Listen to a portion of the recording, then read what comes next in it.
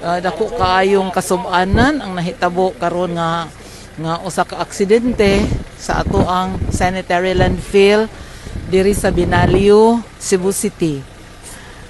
Usa ni ka barangay nga nagsikit sa akong barangay Panoypoy. I'm so worried kay 70 to 80% sa workers are from my place. So of Consolacion. Supposedly, ang kani sila kanang mo yesterday daw 3 o'clock off na sila.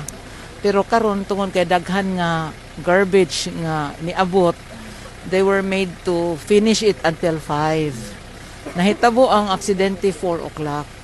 So 4 o'clock, those people nga naa sa edge nakadagan. And they were the ones nga akong gi-interview.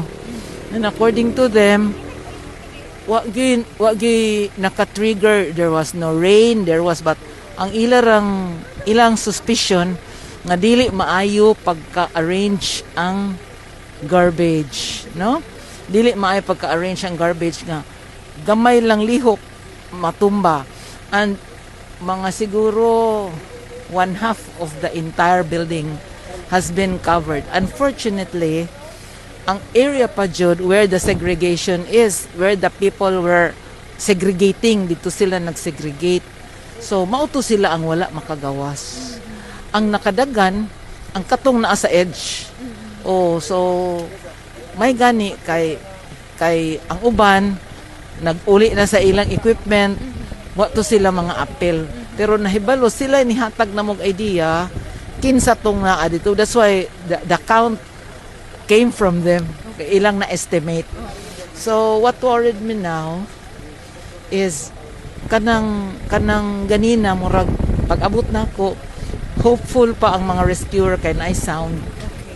So karon lang an hour ago kanang ingon sila dili na motingog. Mo bitaw nilakaw ko kay kanang lisod bitaw na makakita jud ko ining retrieve. So I said, I think I have to go. I have to pray. So, ang nahabilin dito ron, ang mga LDRRM, atong medical team, o ang atong Bureau of Fire.